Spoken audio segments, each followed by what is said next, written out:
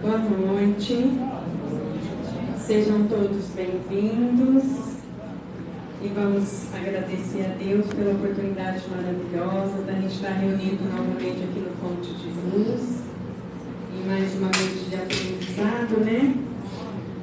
Que pelo tema reencarnação e a gravidez do Dr. Celso Policarpo vai trazer essa noite, vai nos ajudar a entender, né, um pouquinho mais aí dessa nossa jornada, dessa nossa caminhada aqui nesse planeta, principalmente nesse momento, né? Não é? Está sendo um momento aí não muito fácil para todos nós, né? Tanta coisa acontecendo, mas quando a gente tem fé no coração, a gente vai em frente.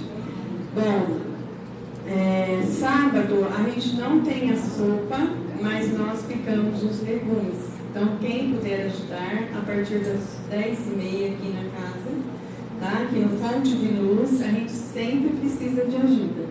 Principalmente de uma força masculina, porque tem uma maquininha de picar os legumes lá que as mulheres não dão muito conta, não, viu, gente? Então, quem puder doar um pouquinho do tempo, a gente agradece, tá?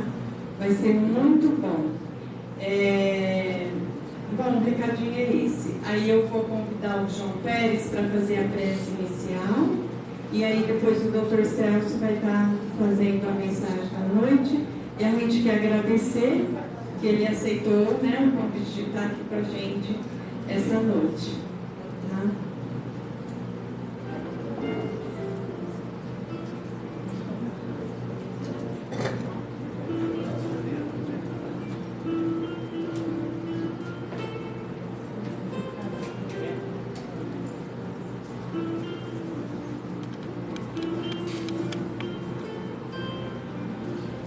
A todos.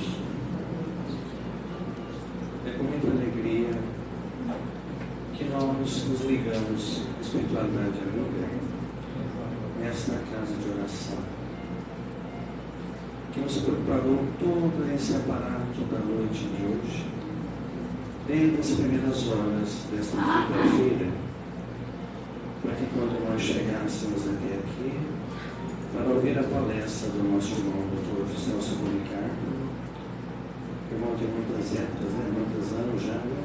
Conhecido nosso, para que ele pudesse se sentir à vontade, expor a sua mensagem com muita tranquilidade, como sempre ele faz, e que possamos vibrar sempre positivo a ele, em todas as vezes que ele nos visita, nos traz uma mensagem de muito amor, de muita orientação a todos nós.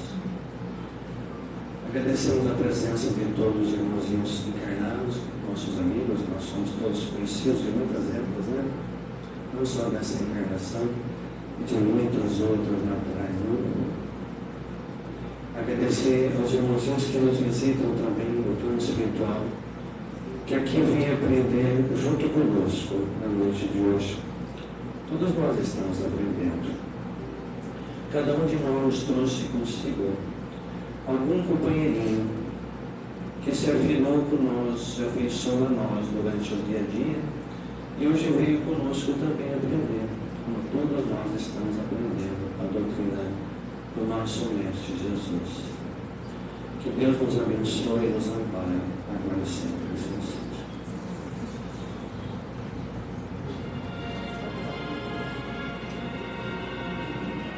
Gente, uma boa noite a todos vocês. Está saindo o som aí atrás.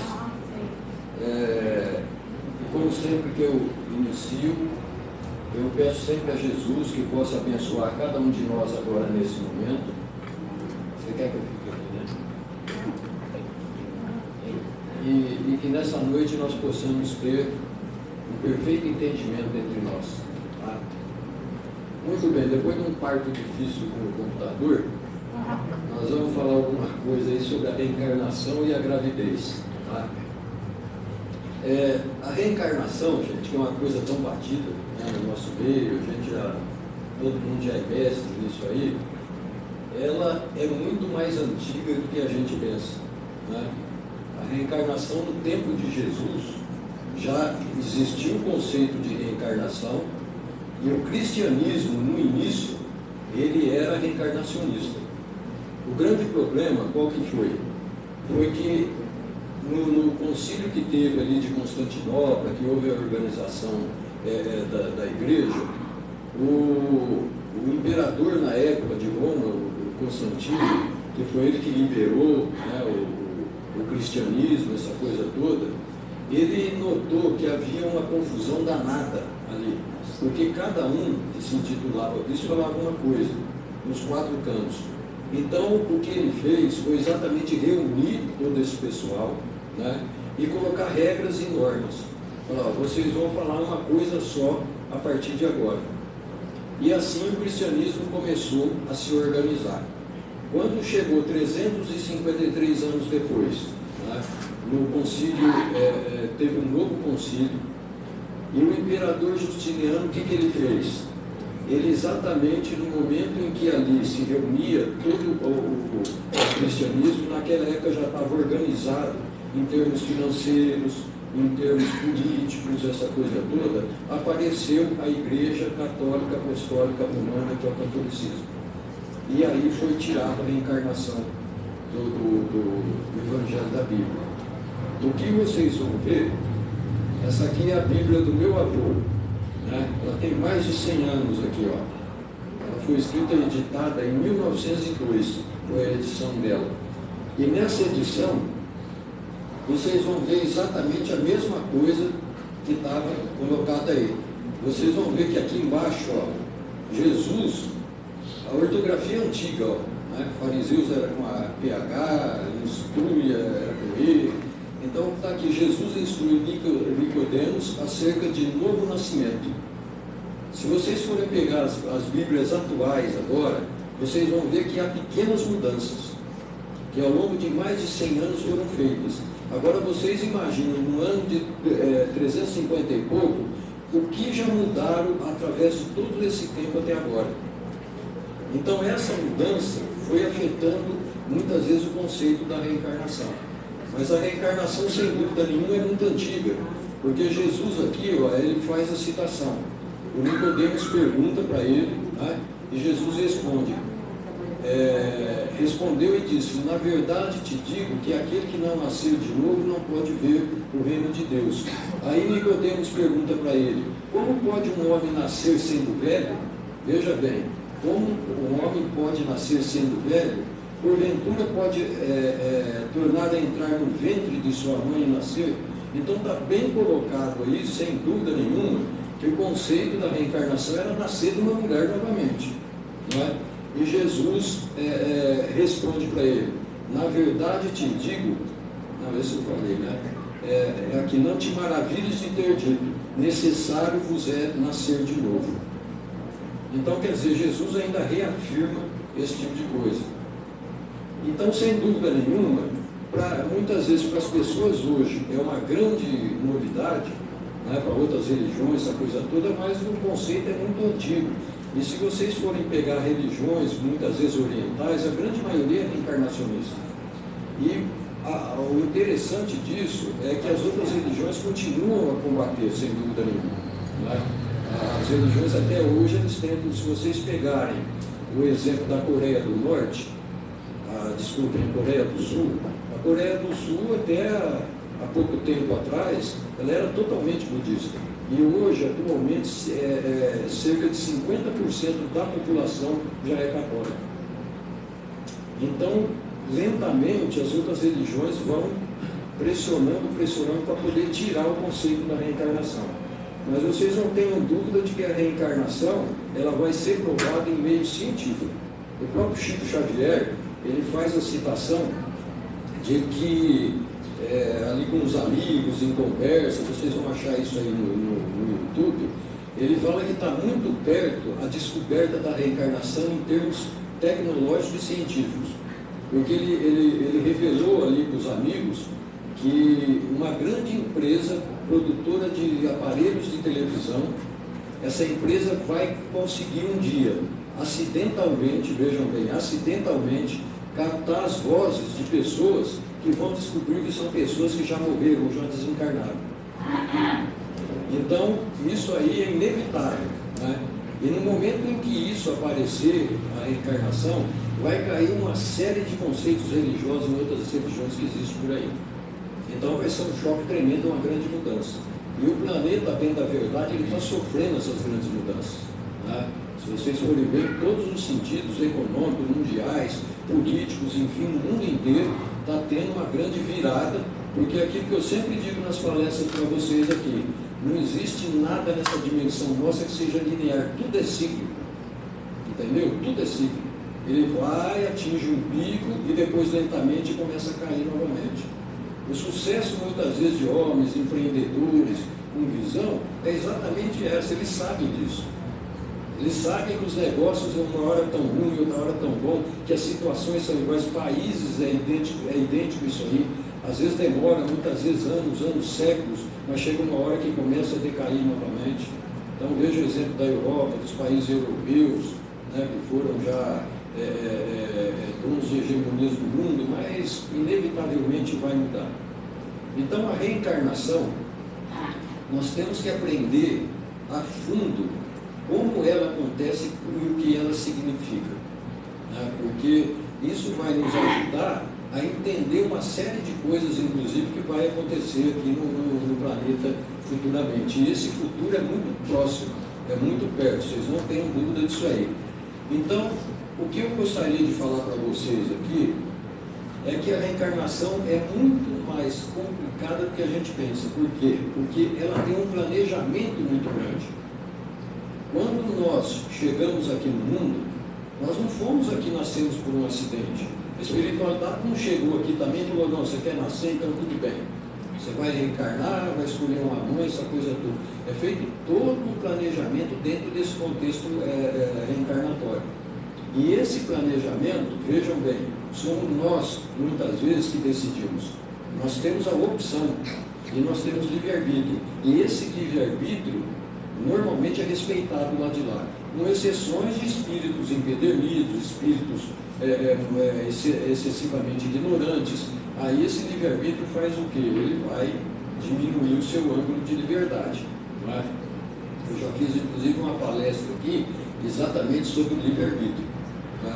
Então esse planejamento reencarnatório, ele começa exatamente no ponto, vejam bem, ele começa no ponto em que nós pedimos a reencarnação.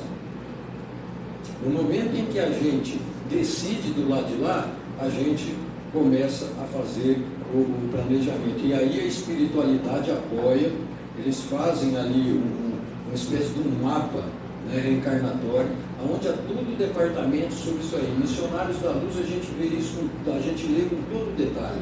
Todos os detalhes ali, o que acontece. O André Luiz descreve lá o corpo físico que nós vemos antes de chegar aqui, porque nós escolhemos dentro dos nossos débitos e dos nossos créditos.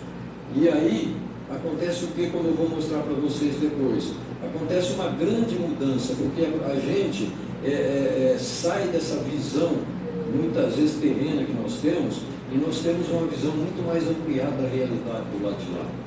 E essa realidade é qual?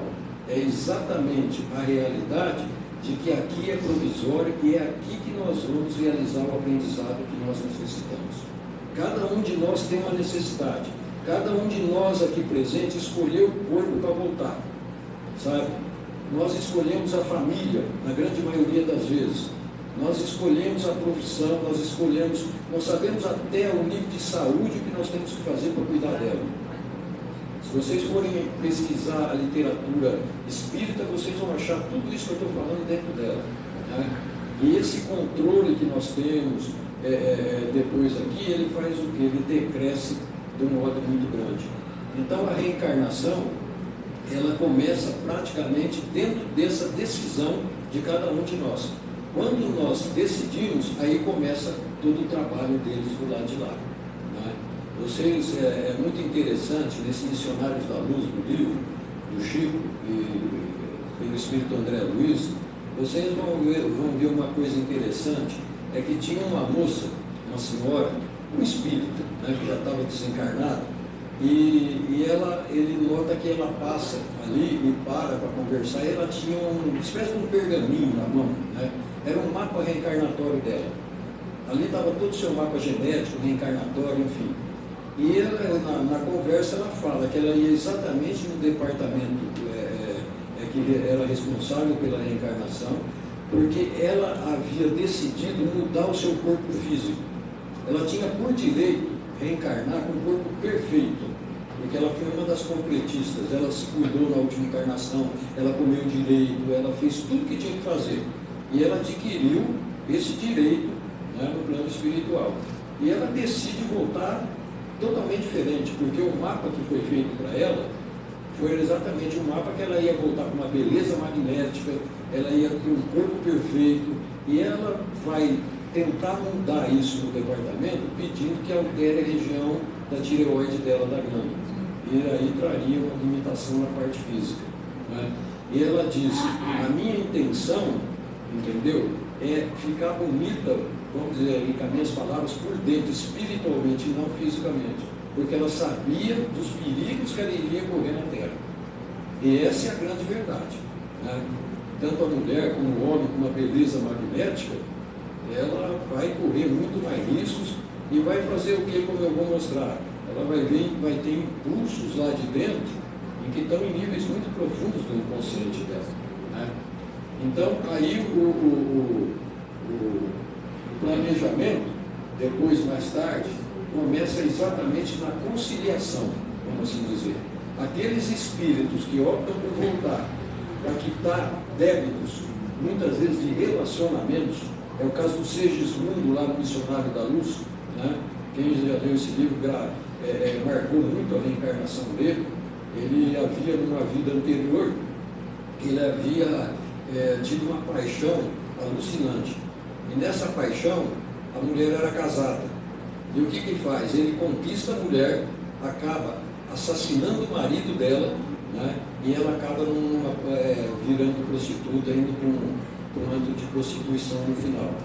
E aí ele desencarna, trabalha no plano espiritual, ele tinha muitos créditos de outras vidas, né?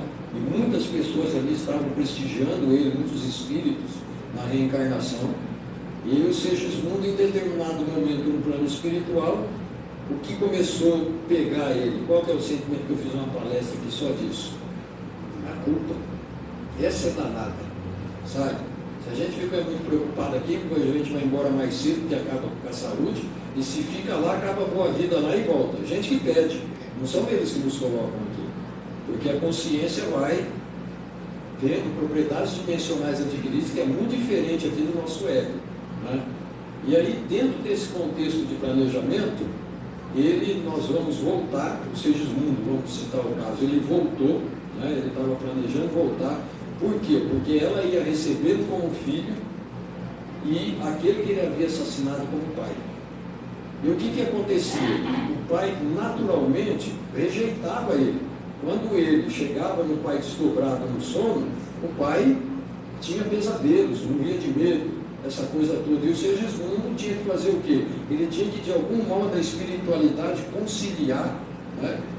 Conciliar para poder, nesse apaziguamento dos dois, fazer com que o Segismundo não fosse afetado, porque André Luiz cita o seguinte, que muitas vezes, quando o espírito masculino, já reencarnado, que seria no caso do pai, esse espírito do pai, se ele continua emanando essas vibrações de rejeição, ele pode afetar o próprio espermatozoide na bolsa seminal, e esse espermatozoide, mesmo que ele fecunde a mulher, vai afetar os genes do caráter daquele que está nascendo.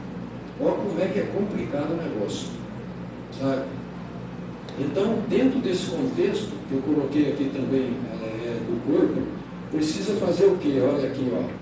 Adelina apavora se houver Segismundo, e o mentor lá, o Alexandre, ele interfere. E no momento em que ele interfere, eles fazem todo ali um processo magnético, essa coisa toda, o Segismundo acaba sendo perdoado. Nesse momento, começa o processo mais profundo de reencarnação, né? O grande problema, quando nós voltamos, qual que é? É o medo. Nós temos muito medo de reencarnar. Sabe por quê? Porque nós temos muito medo de falhar. Essa é a grande verdade. Aí você fala, nossa, vai estar todo mundo decidido, o próprio camarada decidiu do lado de lá, o espírito dele, como é que ele tem medo de poder falhar? Mas a gente falha. A literatura espírita nos cita em vários livros, né, que nós sempre erramos, e o pior, no mesmo ponto. Lembram da palestra passada que eu fiz aqui? Que eu falei sobre o erro e o aprendizado que nós temos que ter através do erro, sabe? Nós erramos, mas o erro, se alguém aqui, ou mesmo no planeta todo, falar que nunca errou na vida, ele está mentindo. Vocês não tenham dúvida disso aí. Porque todo mundo erra, porque o erro é a ferramenta do aprendizado. Lembram a citação que eu fiz para vocês na reunião mediúnica, da Elisa, uma grande médium, né, que trabalhava no centro? O que a Elisa fez? A Elisa estava numa reunião mediúnica, né, e o André Luiz, junto com o seu mentor ali observando, ele notou que da cabeça da Elisa saía uma radiação extremamente brilhante branca, né? E o André Luiz, de repente, nota que a Elisa, a hora que ela terminou a reunião e ela saiu do portão para fora, essa emanação dela, ao invés de radiante como estava, ela ficou acinzentada, né? E um tom extremamente pesado. E ele assusta, ele vira para o mentor e fala, mas o que aconteceu? E o mentor que acompanhava exatamente fala, ela sintonizou com espíritos inferiores que muitas vezes são seus companheiros devido ao ciúme que ela sente pelo marido. Quer dizer, caiu o padrão vibratório. Aí o André Luiz fala, não, mas escuta, nós não podemos interferir, vamos afastá-los. Ele fala, não, poder nós podemos, mas não devemos, porque a Elisa tem o direito de errar para melhor aprender. Você vê como é que é?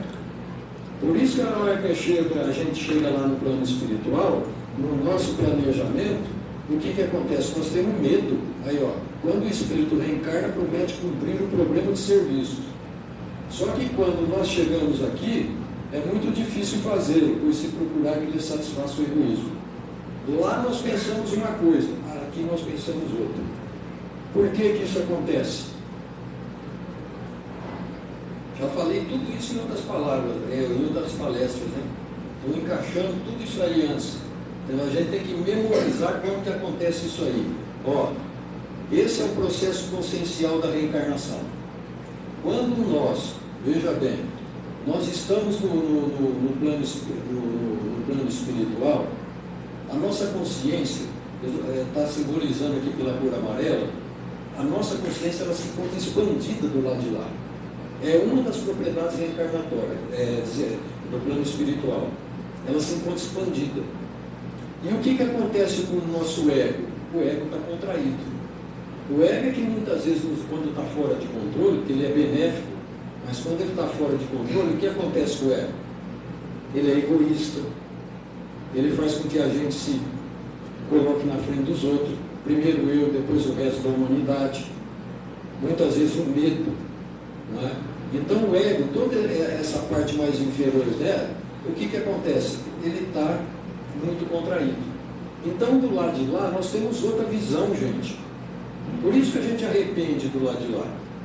Por isso que a gente sente muita culpa, muito mais do que aqui na Terra. Aqui judia, imagine do lado de lá. A consciência está expandida. Se você se encontra deprimido do lado de lá, o que aqui era desse modo desencarna, do lado de lá está tudo grande. É muito pior. Por isso que eles falam que a dor consciencial lá é muito pior do que uma dor de uma enfermidade no corpo, como por exemplo um câncer, que dói, que o indivíduo desespera na base da morfina. Então, nós temos que prestar muita atenção nesse tipo de coisa. Aí o espírito faz o quê? Ele tem muito medo. E no processo reencarnatório, vejam bem, quando o espírito está com medo, faz a citação, André Luiz cita, que ele pode fazer com que o feto morra no útero materno. Não consegue desenvolver. Por quê? Porque a vibração é muito grande. Então a espiritualidade no planejamento tem que exatamente apaziguar também a quem está reencarnando. Tem que dar coragem, tem que dar incentivo. E lá no livro é citado com muita propriedade o Segismundo se animando. O Segismundo começa a animar, entendeu? Então, eles têm um planejamento e um tratamento muito especial. E no momento em que a gente reencarna, o processo aqui é totalmente diferente. Na hora que a gente reencarna, a consciência que está dilatada, ela contrai, junto com o perispírito. E o ego faz o que? Esconde aqui na Terra. Então aqui, eu vou desenhar para vocês entenderem. Nós temos 3 tipos de mente. Vamos colocar 2 aqui. 2 tipos. Nós temos a mente consciente e temos a mente inconsciente. Certo? O que acontece no momento que a gente reencarna? A gente está contraindo a consciência, não é isso aí? Nessa contração, aquilo que nós estamos lembrando lá de lá, passa o véu do esquecimento no momento da reencarnação. A gente vem bebezinho zerado com HD. Hoje é SSD, está zeradinho, você não tem nada dentro. Aí o bebê começa um novo aprendizado. Mas tudo aquilo que ele era, tudo aquilo que ele fez, todas as suas tendências positivas ou negativas, elas saíram daqui e foram para a camada mais profunda do inconsciente. Está tudo aqui dentro da nossa alma. Vocês não tenham dúvida disso. Quando nós estamos aqui na Terra e nós temos o quê? Um estímulo. Você tem um estímulo aqui, ó. Faz o quê? Isso aqui é como um gatilho que brota para a consciência. Não na forma de lembrança ou de imagem, mas em forma de, muitas vezes, compulsão. Muitas vezes, quer dizer, o indivíduo não consegue segurar. Se aquele que sai do plano espiritual e várias reencarnações, por exemplo, ele conquistou uma imperfeição muito acentuada, né? Vamos pôr o que está em moda hoje, que é a desonestidade, né? E o que acontece? Quando ele volta aqui, ele vai para uma família que educa certinho, que fala, não, olha, ele é evangelizado. Em nível consciente, ele sabe o quê? Que está errado, porque ele está aprendendo tudo de novo. Mas em nível inconsciente, talvez ele tenha tido várias reencarnações que ele é corrupto. Então, quando ele tem um estímulo aqui, ó, pá, ele vai ser um político poderoso. O que vai acontecer com ele? Vocês acham que prevalece aquilo que ele aprendeu, bebê? Não vai prevalecer, é muito pouco provável. Se foram várias reencarnações errando o mesmo ponto, e o que vai acontecer? Ele vai errar novamente com o melhor aprendizado dele, porque depois ele vai ter que sofrer as consequências. Todos nós sofremos as consequências dos nossos atos. É ação e reação, causa e efeito. E a partir do momento em que ele está reencarnado aqui, o consciente dele continua a receber mais e mais e mais informações. No momento em que ele desencarna, novamente, o tempo todo o processo é repetido. A consciência expande, ele vai reconhecer todos os erros dele, vai doer, ele vai sofrer, ele tem que trabalhar para reparar aquilo que ele fez, tanto no plano espiritual como aqui na Terra, e aí ele planeja a nova reencarnação.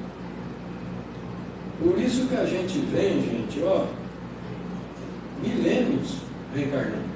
Nós temos milênios. Então a gente algumas vezes fala assim, olha, ele é inteligente, eu não sei como ele aceita isso, como ele aceita um Deus parcial, né? Em que ele dá saúde para um, a doença para o outro, a beleza para um, a feiura para o outro, o físico perfeito, a doença, logo bebê, criança. E a gente olha e fala, como é que ele acredita que é Deus que deu isso para ele? Porque tem muitas pessoas que são assim. Ah, não, Deus quis. Deus não quer nada, entendeu? Somos nós que decidimos as nossas atitudes e nós vamos semear e colher aquilo que nós semeamos, inevitavelmente, né? É exatamente por isso. Por quê? Porque ele não tem a percepção exata daquilo que é a realidade. Durante sucessivas reencarnações, ele sofreu influência, às vezes, da mesma religião, sabe? Já falaram que eu fui padre em 3 vidas, 4 vidas, sei lá, né? Mas eu de padre não tenho nada. Então, quer dizer, mas a gente tem a bagagem, né? Não resta dúvida nenhuma, a bagagem está aí. Agora, em algum momento, nós vencemos e quebramos aquele elo, nós quebramos aquele paradigma, que assim tem que ser, e nós partimos para uma variável. A vida, basicamente, é desse modo aí, né? Para vocês verem como a mente inconsciente, para não fazer confusão, ó, muitas vezes coloca a mente subconsciente a camada mais recente. Por exemplo, o que aconteceu há 30 anos atrás na nossa vida, você não lembra. Mas se você sofrer um processo de hipnose, você vai lembrar. Ele vai regredindo, regredindo, entendeu? E muitas vezes as religiões usam esse mecanismo exatamente para poder combater a reencarnação. Há anos atrás que eu falo, eu deveria ter uns 20 anos de idade, mais ou menos. Faz muito tempo. Eu fiz um curso de parapsicologia que era um padre que dava esse curso. E ali era um grupo que devia ter, não tinha mais de 20 pessoas, não. Era um grupinho bem pequeno. E esse padre, ele entrou dentro de um processo de hipnose, umas pessoas ali com os que estavam fazendo o curso, e ele conseguiu sugestionar, eu acho que eram umas 3 pessoas mais ou menos, eram sugestionadas. Outras você notava que estavam, né? Porque tem técnicas para isso aí. Mas ele escolheu 3 pessoas. E uma dessas pessoas era um garoto que tinha uma deficiência mental. E ele colocou o garoto na frente e começou a regredir a idade dele. Começou a falar: o que você lembra, quantos anos você tem?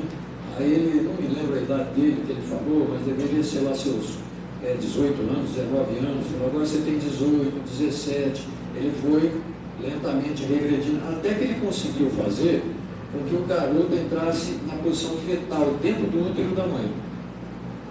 Aí o garoto foi tomando a posição, ele corrigiu e falou: não, você pode ficar normal, sentado, você só vai ter a lembrança. E começou a perguntar para ele: agora você está com 9 meses de vida, 8 meses dentro do útero da tua mãe, da barriga, 7, 6. E o garoto foi contando tudo que está acontecendo e a mãe confirmando, sabe? Aí no momento em que tem algum trauma, alguma emoção, normalmente a pessoa sob hipnose, ela chora, ou ela para, ou ela trava, e o menino chorava.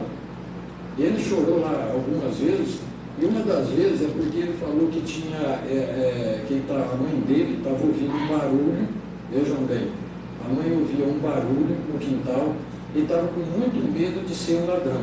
E o pai havia saído para ver o que era o barulho.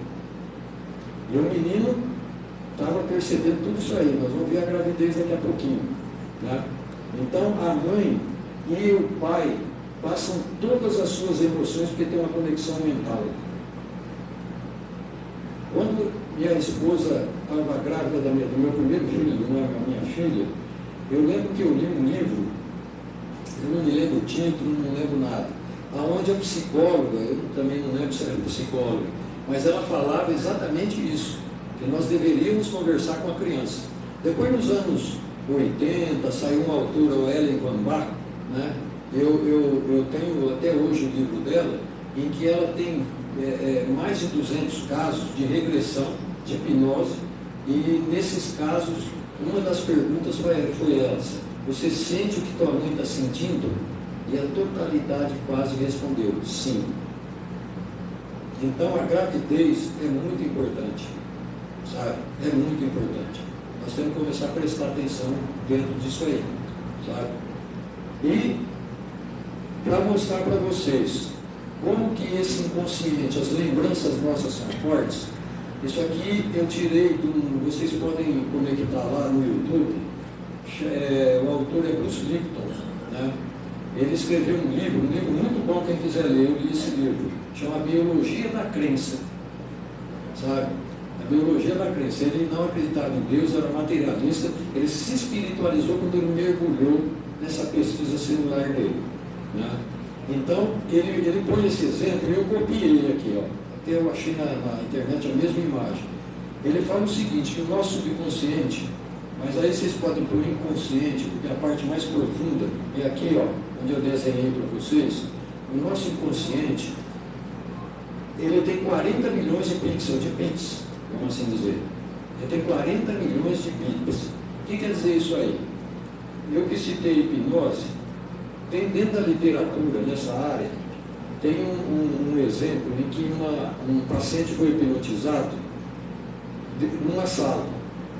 E antes dele entrar na hipnose, perguntaram o que ele lembrava da sala. Então ele falou, não sei, dentro da cadeira, não lembro a cor, tinha uma mesa, ele não lembrava bem do formato da mesa, e depois ele entrou no processo de hipnose. Na hipnose, a hora que já estava mais profundo, perguntaram exatamente a mesma coisa. O que você viu na sala a hora que você entrou?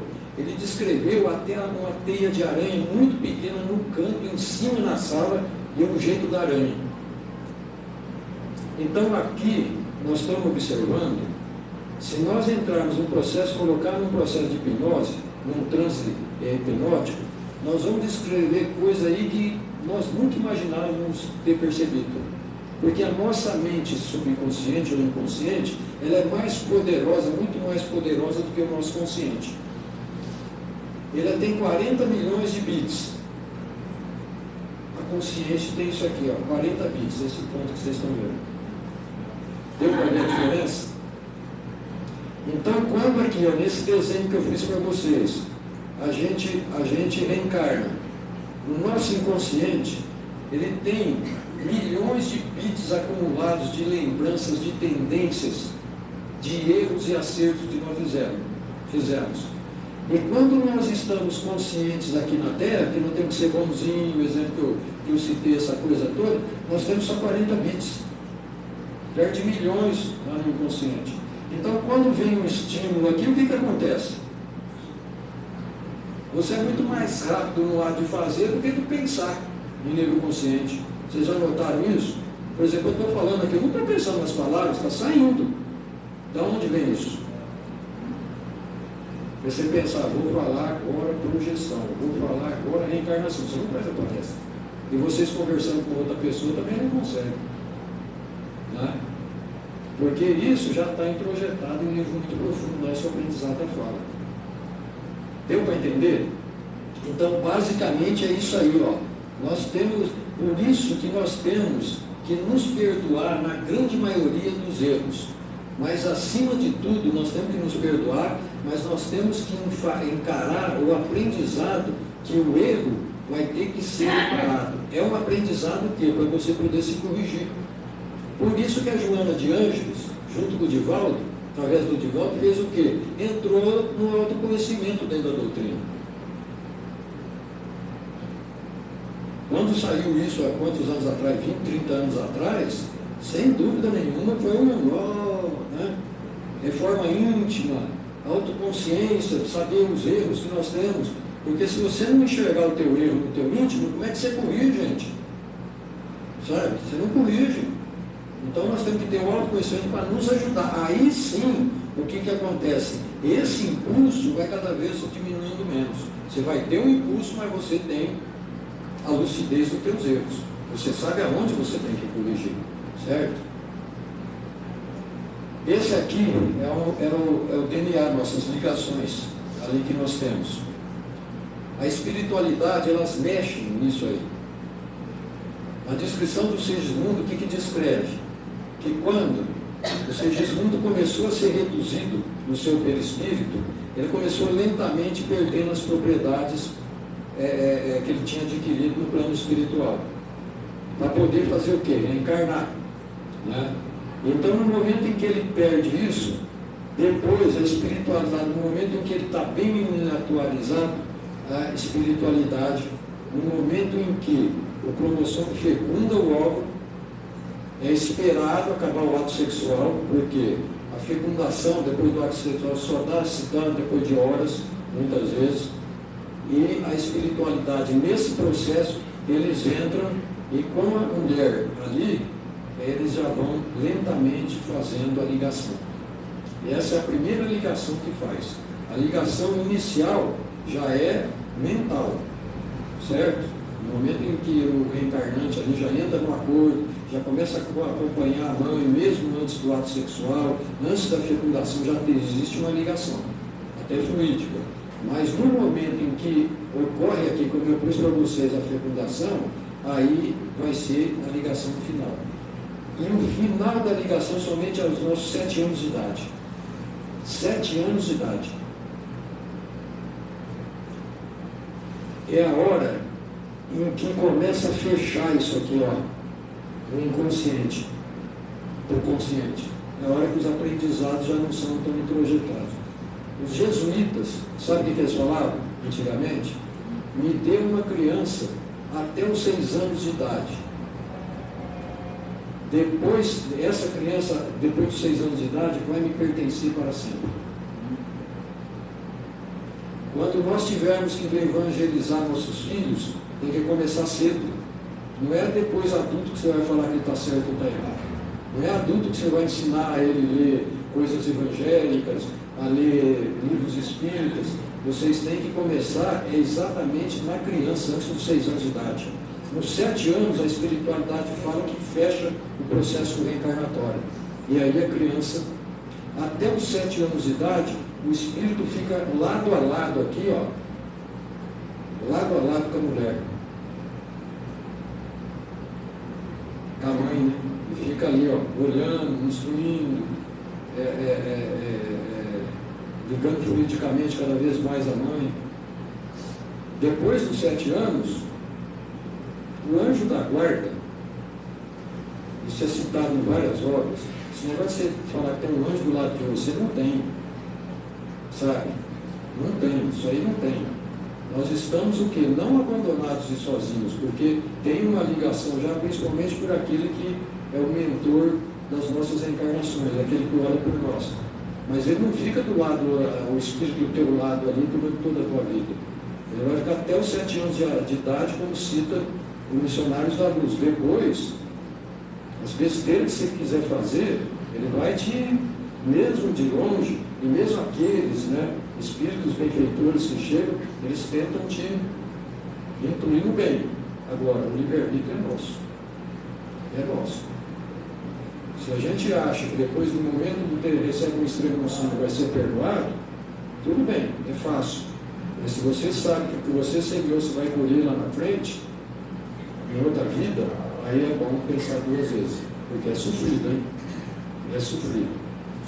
E aqui, gente, é a gravidez, né? Depois que o bebezinho já começa a desenvolver, e é exatamente nesse ponto aqui, ó, em que a mãe faz a conexão maior mental com ele. Aquilo que a mãe pensa. Por que eu coloquei isso aí? Porque vai mostrar para aquela mãezinha que está grávida a responsabilidade que ela tem com o filho desde novo. Tem que começar a se preocupar. Depois, quando ele casar e tiver grande, vocês vão se preocupar também, porque a mãe já nasce com preocupação e culpa. Entendeu? Eu sempre falo isso aí. O filho vai, se instrui, esse negócio todo, você evangeliza, aí ele faz uma besteira, a mãe fala, onde eu errei? Isso não errou em lugar nenhum. Quem errou foi ele. Entendeu? O que ele tem aqui dentro, ó, os milhões de bits estão brotando. Você tem só um pouquinho ali ele tem só um pouquinho para poder resistir. Então tem que aconselhar, tem que amparar, tem que conduzir, tem que andar lado a lado. Mas os erros e acertos são nossos. Vocês não tenham dúvida disso. São nossos. Por isso que filho, você vai até a página 15. Depois é com eles. Você vai até a página 15. Depois, o que você vai controlar? Se controlar, vai começar a dar problema. Né? E as emanações também, que eu coloquei para finalizar. Isso é difícil de falar, porque a mulher grávida, a mãe, a futura mãe, é complicado, sabe? Por exemplo, na minha área, eu tive uma paciente que estava grávida e sofreu um processo gengival muito grande, sabe? Aquilo que sangrava, ela conversando, escorria. Eu nunca tinha visto uma intensidade daquela lá. E é normal a náusea, o vômito. Por quê? Porque as alterações hormonais são fisiológicas, certo?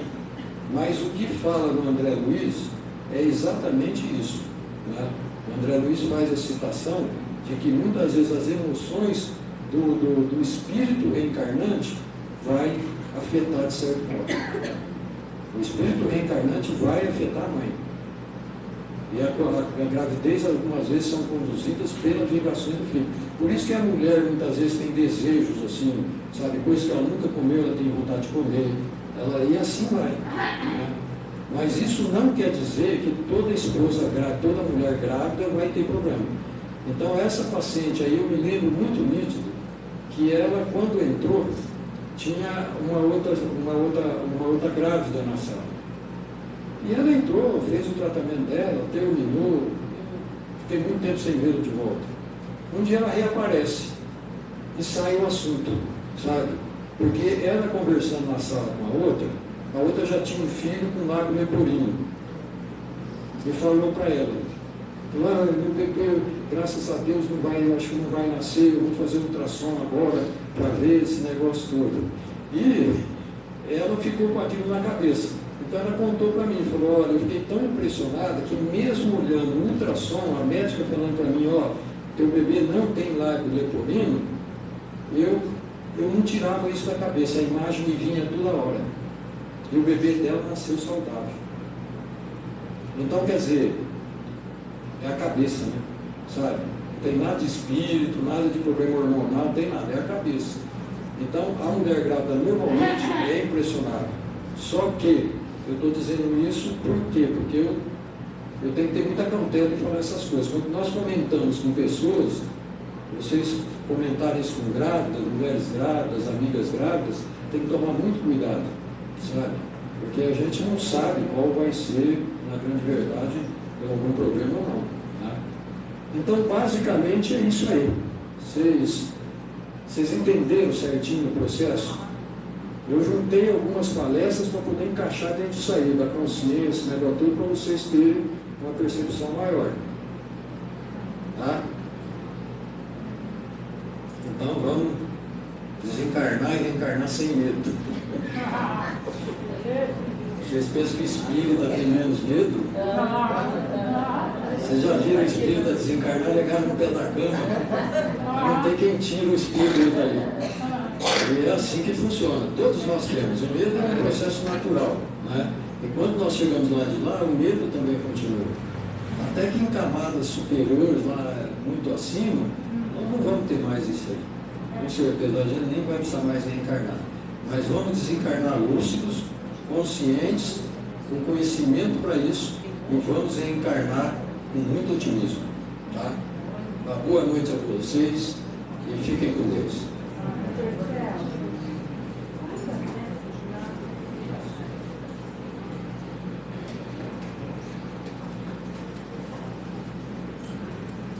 Bom, gente, vamos nesse momento então desacelerar os nossos pensamentos, vamos respirar de um modo ritmado, vamos procurar elevar os nossos pensamentos até essa grande luz que é nosso Pai. E nessa elevação de pensamento, vamos externar o sentimento profundo de gratidão pela vida. A gratidão por entre milhões e milhões de espíritos nós temos a oportunidade de voltar à Terra. E nessa caminhada, realizar novos aprendizados e reparar os erros que muitas vezes cometemos em vidas anteriores. Que esse pensamento de profunda gratidão seja também elevado ao Pai pela família que nos recebeu, pela família em que nos amparou, nos protegeu, nos criou. A eles a mais profunda gratidão. E sejam abençoados onde estiverem. A nossa gratidão à família que tivemos a oportunidade de constituir. As nossas companheiras ou companheiros, aos nossos filhos, por terem reencarnado junto conosco. E agradecer o sentimento de gratidão a todo o conhecimento e as facilidades que o Pai nos colocou no caminho. E nessa gratidão, pedir a Ele que possa amparar-nos, para que possamos dar passos cada vez mais firmes e largos, caminhar em direção à sua grande luz. Que essa caminhada seja sempre amparada pelos benfeitores espirituais, abençoados amigos espirituais, que nos programam para aqui vir e muitas vezes nos amparam na hora de voltar. A tudo isso, agradecemos e pedimos a esse Pai poderoso que a sua graça, a sua compaixão e o seu amor estejam sempre conosco. Não somente agora, nesse momento de prece, mas por toda a vida. Que assim seja.